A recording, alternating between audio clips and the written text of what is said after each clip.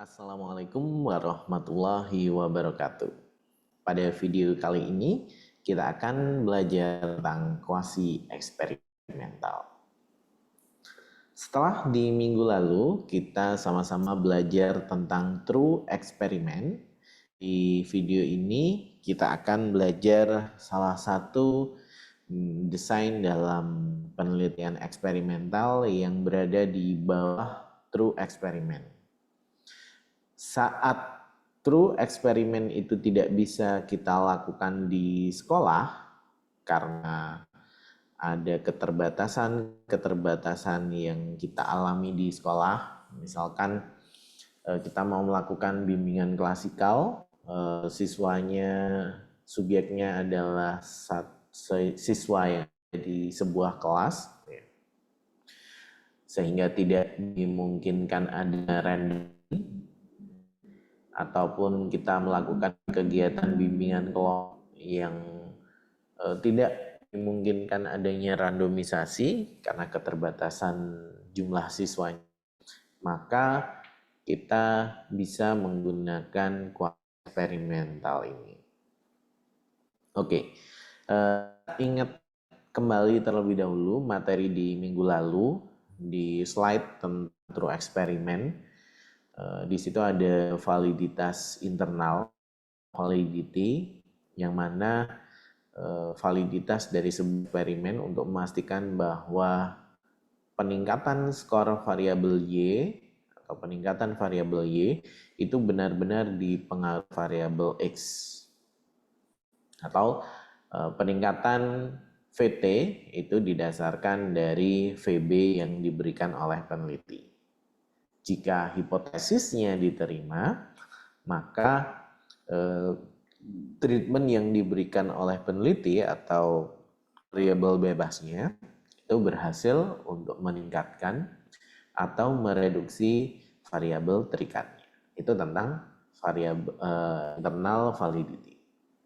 Nah, kita juga akan belajar salah satu jenis validitas yang ada di penelitian eksperimen yang tidak kalah penting, yaitu external validity, untuk memastikan apakah penelitian eksperimen yang kita lakukan itu digeneralisasikan atau tidak hasilnya. Digeneralisasikan maksudnya adalah apakah hasil penelitian kita di sebuah sekolah atau di sebuah tempat itu bisa diaplikasikan di tempat lain dengan hasil yang sama juga. Jadi external validity ini berhubungan dengan kemampuan generalisasi dari hasil eksperimen yang kita lakukan. Berapa external validity yang bisa kita atur agar hasil penelitian kita bisa digeneralisasikan?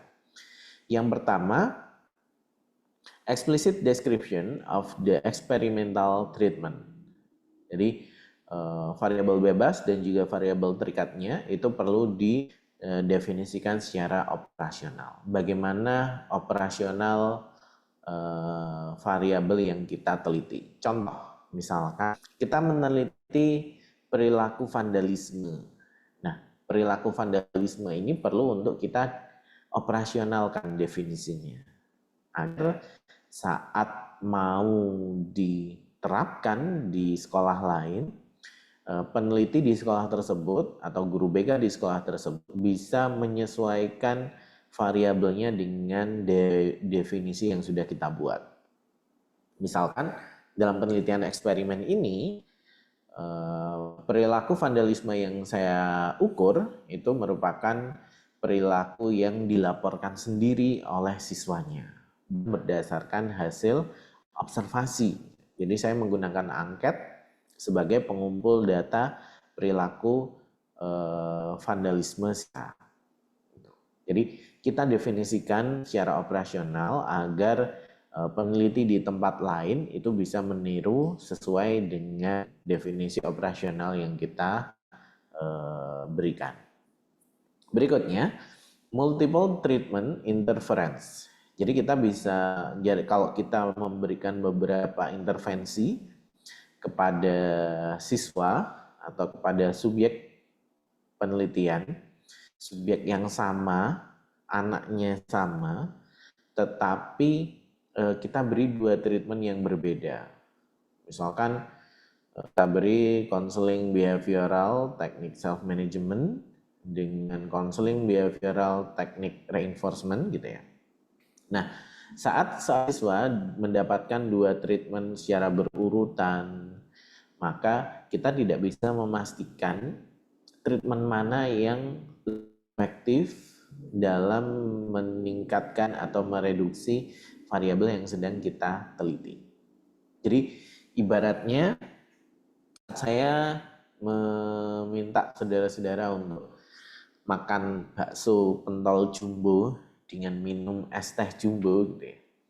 Saya akan meneliti gitu, mana yang membuat lebih kenyang antara es teh jumbo atau baksonya. Gitu. Nah, maka kita tidak akan benar-benar tahu mana yang memberikan efek lebih kenyang. Sama seperti halnya dalam penelitian eksperimen. Kita tidak tahu treatment mana yang efektif jika kita memberikan 2 treatment yang berbeda kepada satu subjek yang sama. Berikutnya, the Hawthorne effect versus placebo effect. Jadi perlu dukungan teori yang kuat untuk memilih variabel bebas, variabel terikatnya. Hampir semua subjek penelitian dia akan merasa kepercayaan dirinya meningkat atau perilaku vandalismenya menurun setelah diberikan sebuah treatment oleh peneliti. Itu yang disebut dengan placebo effect. Jadi dia merasa penelitian ini efektif gitu ya. Sehingga hasil pretest ataupun post testnya itu menunjukkan ada peningkatan atau penurunan yang signifikan. Padahal itu bukan efek asli, hanya efek seperti misalnya saudara-saudara datang ke dokter, kemudian oleh dokternya cuma diberi vitamin, tapi dokternya mengatakan bahwa ini adalah obat yang paling manjur untuk penyakit flu. Saudara minum obat tersebut, akhirnya merasa sehat karena percaya sekali dengan dokternya. Nah, itu yang disebut dengan placebo. Sehingga dalam melakukan penelitian eksperimen, kita perlu berhati-hati menentukan variabel bebas dan juga variabel terikatnya. Jangan sampai peningkatan variabel terikat yang kita ukur itu hanya hasil dari placebo effect dan bebas yang diberikan. Gitu. Berikutnya, disruption effect. Jadi adanya gangguan dari faktor eksternal yang dapat berpengaruh terhadap variabel terikatnya. Misalkan dia ikut pelatihan kepercayaan diri di tempat lain, atau dia harus nonton film yang bisa mengubah kepercayaan dirinya. Itu adalah salah satu disruption effect yang harus kita kontrol. Berikutnya, experimenter effect. Jadi kalau kita menggunakan 2 kelompok dengan 2 orang yang berbeda yang melaksanakan penelitiannya, kita harus memastikan bahwa 2 orang ini punya kemampuan yang sama, punya kemampuan yang setara, agar tidak ada perbedaan kemampuan antar 2 orang eksperimenter ini yang akan mempengaruhi hasil akhir dari penelitian yang kita lakukan.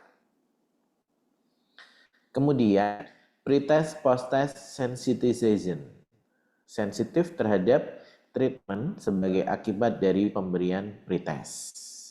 Jadi saat dia membaca soal pretest yang kita berikan, dia merasa saya kayaknya nggak suka dengan variabel ini, atau saya merasa bahwa seperti saya itu sekali membaca item-item pre-nya ini.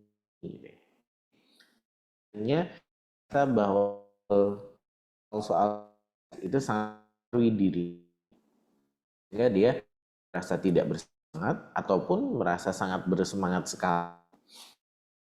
Hasil sensitivitas dari pretest ataupun post-test yang kita lakukan. Atur pemberian pretest yang kita lakukan item-item pertanyaannya jangan mendorong hal-hal positif semua ataupun hal-hal negatif semua sehingga mempengaruhi kondisi dari klien kita. Berikutnya, interaction of time of measurement and treatment effect. Waktu antara treatment dan pemberian pretest dan posttest. Seperti yang saya jelaskan di minggu yang lalu, saat kita memberikan tes dengan memberi treatment, kemudian setelah treatmentnya semua selesai, kemudian diberikan posttest, kita perlu untuk mengatur jeda waktunya. Terlalu dekat ataupun terlalu lama, sehingga bisa mempengaruhi hasil akhir dari validitas penelitian kita. Nah, ini adalah beberapa hal yang ada di validitas eksternal yang perlu kita atur agar kegiatan penelitian eksperimen yang kita lakukan itu benar-benar berhasil dengan baik. Berikutnya, kenapa kita memilih penelitian eksperimen kuasi? Jadi ada beberapa hal, beberapa penyebab yang membuat kita sebagai guru BK atau sebagai peneliti dalam bimbingan dan konseling kesulitan untuk melakukan true eksperimen. Proses pengambilan sampling, kemudian proses randomisasi yang kita lakukan itu biasanya seringkali juga terbatas, terhambat oleh kelas, oleh jam pelajaran yang dimiliki, melakukan penelitiannya di sekolah. Sehingga maka saat kita tidak bisa melaksanakan kaidah-kaidah yang true eksperimen kemarin, tidak bisa berjalan dengan baik, maka akan lebih baik jika kita menurunkan desain eksperimen kita menjadi desain kuasi eksperimental. Jadi desain kuasi eksperimental ini bisa dipilih saat kita mengalami kesulitan untuk bisa melaksanakan true eksperimen di sekolah-sekolah. Apakah tidak bermasalah jika saya memilih kuasi eksperimen ketimbang true eksperimen? Jawabannya adalah tidak. Jadi sebenarnya antara kuasi dengan true eksperimen ini punya beberapa sifat yang sama, kecuali dalam proses pengambilan subjeknya atau pengambilan sampelnya yang dilakukan dengan prosedur randomisasi. Ini lebih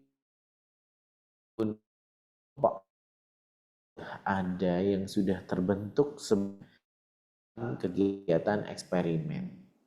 Contoh misalnya dalam kegiatan bimbingan klasikal, saya jadi membentuk kelas yang sudah ada. Saya menggunakan kelas yang sudah ada. Bisa menghemat waktu, kemudian para mereka sudah punya ikatan yang baik antara anggotanya, sudah berkenalan, sudah saling kenal mengenal, sehingga mengurangi penelitiannya. Ataupun kalau saya menggunakan bimbingan kelompok dengan sekelompok kecil siswa, saya akan menggunakan satu kelompok siswa yang berasal dari satu kelas yang sama untuk kelompok eksperimen, dan sekelompok siswa yang berasal dari satu kelas yang sama, yang berbeda tapi masih dalam satu kelas untuk kelompok kontrol. Sehingga kelasnya terpisah gitu ya. Interaction effect yang kemarin siswa bisa saling bertukar pengalaman itu juga bisa kita reduksi, bisa kita minimalisir. Mereka tidak berada di satu kelas yang sama antara kelompok eksperimen dan kelompok kontrolnya. Jadi kemungkinan interaction effect-nya berkurang, dan juga karena saya membentuk dari kelompok yang sudah ada di kelas tersebut, mereka sudah bisa saling kenal mengenal sebelumnya. Dan mereka berada di kelas yang sama, sehingga kepercayaan untuk bercerita dan lain sebagainya itu lebih terjalin lebih bagus lagi ketimbang kita membentuk satu kelompok yang baru.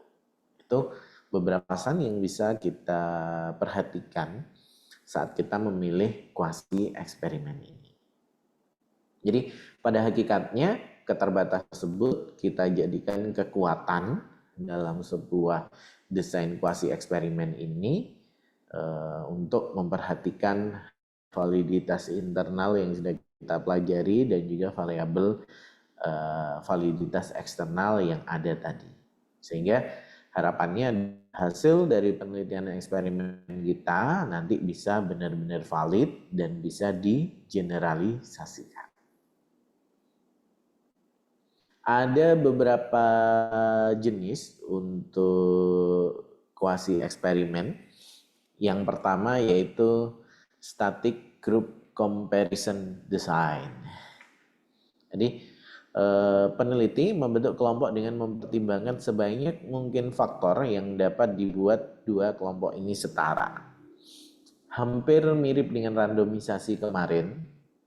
Jadi jenis kelaminnya kita buat sama dari kelas A, 3 orang laki-laki, 3 orang perempuan sebagai kelompok eksperimen. Dari kelas B, 3 orang laki-laki, 3 orang perempuan sebagai kelompok kontrol. Dari prestasi dan lain sebagainya. Itu hampir mirip gitu ya dengan randomisasi, hanya saja karena dia tidak didapatkan dari proses random, tidak merandom sebelumnya, maka di sini tidak bisa dinamakan randomisasi. Tetapi kita bentuk sebanyak mungkin kesamaan antara kelompok eksperimen dengan kelompok kontrol, sehingga dua kelompok ini setara. Setelah kelompok ini terbentuk, maka kita bisa langsung memberikan treatment kepada dua kelompok ini. Tidak diberikan pretest sebelumnya. Langsung diberikan treatment. Treatment X besar untuk kelompok eksperimen, dan X kecil untuk kelompok kontrol. Setelah itu baru bisa diberikan post-test. Ini untuk desain yang static group comparison design. Berikutnya adalah non-equivalent control group design. Ini adalah yang sering untuk dipakai. Jadi non-equivalent control group design, maksud dari non-equivalent adalah kita membiarkan kelompok ini tetap terbentuk, walaupun di awal sudah dipastikan atau diusahakan dua kelompok ini setara, jenis kelamin, prestasi, dan lain sebagainya untuk membentuk kelompok eksperimen dan kelompok kontrol. Tapi setelah diberikan pretest, kita lihat dulu skor pretest kelompok eksperimen dengan kelompok kontrol.